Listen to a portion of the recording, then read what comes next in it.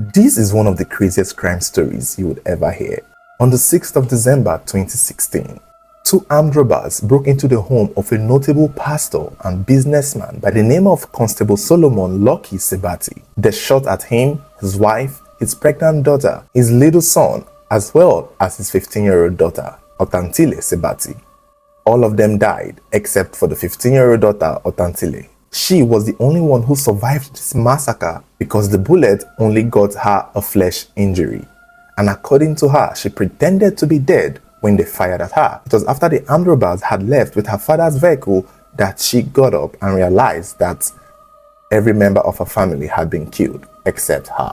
The strange thing was that the thieves did not make it far with the vehicle that they stole. Somewhere along the line, they went into a puddle and the car got stuck, and then they ran away. And unfortunately, that seemed to be the only thing they stole. So were these people actually thieves, or were they murderers? What were their sole purpose of coming to wipe out an entire family just to steal a vehicle that they did not even make it far with? Because in the end, they all came down from the vehicle that they stole, which happens to be the only thing they stole, and then continued running on foot. So was this an armed robbery, or was this just an assassination? When the story broke out that Constable Solomon Sebati and his entire family had been wiped out, they knew this was a horrible tragedy. And Ontatile, the only survivor, was tagged as lucky, blessed, and just highly favored. At just 15, she witnessed her whole family being killed. And this would affect her seemingly for the next 5 years. It was said that after this incident, she became a drug addict, a drunk, wayward, loose, careless, and just out of control. For 5 years after witnessing her whole family being wiped out one by one with a gunshot to their heads, this girl's life was never the same again. At a point, she traveled to live with an aunt, but it just wasn't working.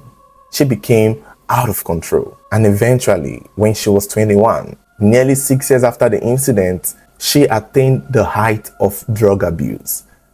At this point, there was no drug she hadn't taken. She started having reactions, almost as though she was having withdrawal syndrome effects. And in one of those episodes, she got up on her feet, ran to the police station, and made a very shocking confession that would change everything that everyone thought they knew about the death of her family. On the 17th of December 2021, just the anniversary month of the family being wiped out, Ontatile, who was now 21, went to the police to make a confession, telling them that she was the one who killed her whole family.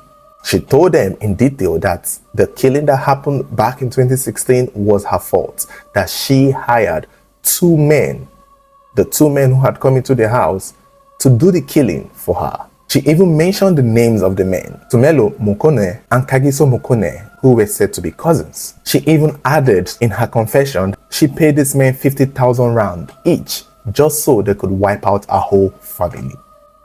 And that was what they did, and she indeed made transfers to these people after they killed her entire family at just the age of 15. It was later discovered that Ontatile had been addicted to crystal meth, and just during the lockdown period, she could not see where to buy it, and the effect of withdrawing from the crystal meth was what led her to make this confession. She was somewhat not in her right senses, or let's just say she was going back to her right senses, and the drugs were what she was using to numb herself from the guilt that she must have felt living for the next 5 years, knowing that she was the one who had wiped out her whole family. But now that she wasn't seen anywhere to get crystal meth anymore, the guilt came back, and she made the confession that shook the entire South Africa. When her relatives got to hear that she had made this shocking confession, they started doing 1 plus 1, they started adding up, and then it occurred to them that there have been signs. And she had even in one altercation confessed that she did this, but nobody took her seriously. They even remembered vividly that yes, Ontatile was a troubled kid and a troubled teenager at the time of her family's massacre. They remember that she had had a fight with her father a day before this incident because an auntie used to live with them. Luckily for her, she wasn't there the day this killing happened. and she remembered that that fight did happen. Funny enough, another relative said that they knew Otantile should have known something, but they just did not believe that a 15-year-old girl would have that mind to go that far. It just did not make sense. Funny enough, 2 men had already been arrested for the family killing, for the massacre. Despite the fact that the police did not have enough evidence to pin it on these 2 men, they still held them down because they needed to pin it on somebody. But with this confession, I'm guessing those 2 men were eventually released, or maybe they got away somehow, some way because of lack of evidence. It's unclear. However, after this confession was made, the case was reopened, and those 2 guys, Tumelo and Kagiso, were found and arrested. So the big question is, why did this 15-year-old girl kill a whole family? How did she know to hire assassins, even going as far as paying them after they had done what she had asked them to do, when she was not even at the legal age of drinking? A 15-year-old girl ordering a hit on a whole family. Wow. It so turned out that Otantile was a troubled teenager who wanted freedom from her family. They would not let her leave the house. They would not let her go to parties. They would not let her have fun. And she hated being caged at home. She wanted freedom. She wanted to be hanging out with her friends. She wanted to be smoking. She wanted to be meeting boys, meeting men. She really wanted to live the life on the fast lane. She wanted to be an adult long before she was an adult, but the family grounded her. They held her back. And she did not like it. And that was when it came to her head that, the only way I can get this freedom is by killing everybody who is stopping me from getting the freedom. And she got the idea to wipe out our whole family. This is the devil in disguise, if you must know. In the process of looking for how to kill her family, she met a young man named Tumelo, one of the killers, on Facebook, and befriended him. They would chat normal, and then she would express herself to Tumelo that she had strict parents, so would not let her go out to see anybody, just school, church, and back home. And she wanted them dead. She was insistent that she wanted her mother to die because basically her mother was a strict one for the most part. It's unclear how Tumelo took this, but to Tumelo, this was an opportunity for something else, and he most likely did not take it too seriously. However, in November again, Otantile reached out to him, adamantly requesting that he helps her kill her whole family, even expressing to Tumelo that she herself had tried putting poison and sleeping medicines in overdose in their foods and drinks, but it did not work, pleading helplessly to this man she met on Facebook to help kill her family. For Tumelo, he saw an opportunity to steal something from this girl's family. Since she did not like her family so much, he spoke to his cousin, Kagiso, and they also had an idea on how to rob this girl's family. Basically, with the girl's help, they would just go steal the vehicle and run away. They did not exactly have in mind to kill the family at first. However, upon discussing with this 15-year-old girl on how to get access to a house and take her father's car and vehicle, they made the arrangement, and on that day, the 6th of December, so that Otantile went to steal her father's gun. Remember, Mr. Solomon was a constable. She collected the gun. She went to open the gates, basically at the compound, and she had chained the dogs, locked their cage, and handed the gun over to Tumelo, saying that this is a gun you would use. She even gave them the man's car keys, her father's car keys, for the vehicle that they had in mind to come and steal. At this point, collecting the gun and collecting the car keys, they would just go steal the vehicle and run away. I guess it was at this moment that Tumelo and Kagiso saw the need to wipe out the entire family, because there was no way they would steal those vehicles without the father, who is a police officer, tracing and arresting them in a matter of seconds. So they knew they had to do what they needed to do. It was a win-win for the girl and for them, not to add that she promised to pay them 50,000 rand each, in addition to the vehicle that they were going to take. And so Tumelo went into the house, being led by Otantile. She took them to the house, to her father, and that was when they shot the dad. She screamed and the killing spree began. Shot the sister who was pregnant, shot the mother, and shot her little brother. But before they would leave, she asked them that they need to shoot her too, so that it will look like, she was also a victim. and then they shot a missed bullet towards her leg, just hitting her flesh, a flesh injury, before they left with the vehicle, and the vehicle got stuck and they ran away on foot. Somehow, some way, after the funeral, she got her hands on the family money and ended up actually paying these people 100,000 rand for completing the job. But there was the thing, even after killing her whole family, the freedom she was looking for still did not come, because the extended family all came together. They took the house, they took the father's house, and asked her to go and stay with an aunt in another province per se. Whereas she lived in Bonjala district in Northwest Province, South Africa. After her family were killed, she had to go stay with an aunt in another district. And she did not last there because it was the same thing. Baby girl, you're 15.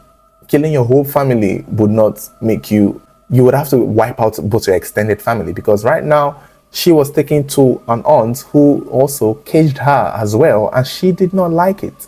Although she got a little bit of freedom, because it was in her aunt's house that she started doing the drugs, smoking, drinking, acting wayward, and just basically letting herself go. However, she was still restricted. It just did not work very well for her, that she had to run away from the auntie's house, come back to her father's house where other relatives had taken over the house. But she took a small part of the house where she stayed and continued living her life the way she wants. Because over time, she became an adult. That adulthood she was looking for, she finally saw it.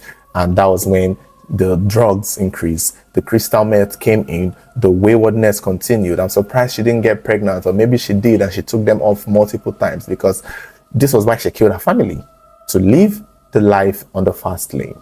Even during the court proceedings, one of the aunts recorded a conversation she had with Otatile when Otatile was staying with her, that they had a fight. And during the process, Otatile screamed at the aunt saying, "Do you think I will also kill your family like the way I killed mine?" According to the aunt, it struck her, like it hit her. Like somewhere in her head, she knew this was something, but she just did not even know what it was. It just did not make sense. When she was abusing drugs and being wayward and smoking, drinking, they assumed this was her coping with the loss of her family. They just presumed she was mourning. She was dealing with a loss. She had to witness her whole family get killed. So they were feeling bad and feeling pity for her. Little did they know that she was just trying to numb the feelings of guilt, because the moment she couldn't get access to this crystal meth anymore, the moment she couldn't find anywhere to buy it, she started suffering from the withdrawal symptoms that eventually led her to feel so much amount of guilt that she had to run to the police station to confess. Which was ironic, because after she got back to her usual state, she decided that, she wanted to take back her confession. She regretted making the confession. She said she was not in her right senses. She said she was lying. But unfortunately for her, the police were able to prove that she actually paid those two men the 50,000 rand that she had already confessed, which made her liable for the crime of killing her parents, despite wanting to take those confessions back. No, ma'am, you already made your confession, and your words will be used against you. Tumelo and his cousins tried multiple times to change their story, given that the crime happened years back, so they were just trying to get away with it, but unfortunately, Ontatile had already routed them out. In January of 2024, they were all found guilty. Ontatile was sentenced to 25 years in prison, just because at the time she committed the crime, she was 15 years old. While Tumelo and his cousin were given 4 life sentences each for all the family members that they killed: the father, the mother, the sister, and the brother. It's unfortunate. Stories like this would make you want to open your eye to the reality that you live in. Half the time, we've always said this on this channel, most people are worried about other people coming into their house to hurt them, people coming, a stranger jumping in to harm them. Whereas that is possible, but cases like this, where the people doing the killing are people within, people in the house, people you're sharing a house, a room, a bed, a kitchen with, are the ones who end up being the killers. That is why we have to be very careful. Because also, when this case was coming up, Ontatile's teacher also had something to say. He said that before she changed school, she told him that she's going to kill her mother. But they didn't take this seriously. You know, when a 15-year-old or a 13-year-old or a 14-year-old is talking like this, I hate you, mom, I'm going to kill you, I'm going to destroy you. Most adults would see it as this is a child who is angry. But she went through with her wishes. She went through with her plans. It would be easy to blame the family for not seeing this, but who would have thought? Who would think their 15-year-old daughter is going to hire murderers or assassins to kill them? I don't think any father or any mother would think that. I don't think so. Because who would have known that she was capable of such a thing? Who would have? Where did it come from? Where did this demon suddenly come from? Husband and wife have to worry about each other. Now they have to worry about their 15-year-old. Such a tragic story. It's really tragic and very unfortunate. I wonder if it was worth it just to be free, smoke, drink, have sex, get high. Really, authentically, it's such a sad story. So guys, something happened in Mpumalanga district area of South Africa on the 3rd of November 2025. A 19-year-old young lady by the name of Lusanda Hope Matabele was unalived by her ex-boyfriend and his friend, 18-years-old Katlego Mukwena and Lunjelo Sitole. Now these two young men are age 18. So what exactly happened? Lusanda's father is said to be a very popular radio presenter at Ligwalagwala FM in Matafin in Bombeleda, Mpumalanga province area. So this man went to work that very day. He had some boys working for him at the site. He had some workers working at his compound. This young lady was in her house. Lusanda was in the father's house when her ex-boyfriend and his friend broke into the house. Her family members said Lusanda had recently broken up with her ex-boyfriend, but the boy kept on calling her, disturbing her, following her everywhere online, texting her, and she has been avoiding him. Knowing fully well that this girl's father worked at the radio FM, probably the ex-boyfriend knows the days the father is not always at home. So that fateful day, he went with his friend, his 18-year-old friend. While Lusanda's father sent in workers to work at his farmyard, at his compound, they utilized the opportunity and snuck themselves into the house. Workers say they didn't even know when they passed. They don't know how they did it, but they made their way into the house. On Lusanda sighting them, she quickly recognized her ex-boyfriend and his friend, and she screamed. Quickly, the two young men attacked Lusanda, stabbed her multiple times, and she died on the scene. While she screamed, some of the workers heard her, so they went there. Immediately they saw her, they quickly called Matabela, Lusanda's father, to tell the father that, see, this is what happened in your workyard as we were working. We had your daughter scream. Before we could get to the scene, we found her dead in a pool of blood. The father quickly rushed back to the house. They had already called the police. The police came to the scene also. They started searching the compound because they've not seen anybody leave. These two young men were still hiding inside. There was no way for them to go out, and the police was able to apprehend them. They took them into custody. After interrogation, they admitted that they were the ones who unalived her. 2 days after their arrest, they were charged to court and they appeared in court at Mombele. The matter was adjourned till the 12th of November for the police to continue their investigation. Meanwhile, one of the boys who unalived this guy is said to be a grade 12 student, still in secondary school, so they had to allow him to take his exam. He had an exam on the 6th of November, so they allowed him to take the exam. This is just sad because secondary school students are having the mindset to kill a person. I really don't know. The family, however, are making preparations for her burial because she's yet to be buried. The father also made a statement that he is pained that he lost his daughter in a very painful way. This was a girl they described as someone who was very focused in her future. She was a very calm girl, sweet girl. But unfortunately, these two young men, on her lifestyle for reasons best known to them, the family said they are urging the courts to be swift in the whole legal process. They should be swift in the delivering of the judgments so their daughter can get justice. Also, they want the whole matter to be a little bit private. The police are calling out to everybody necessary to provide them with any useful information you have as regards to this matter.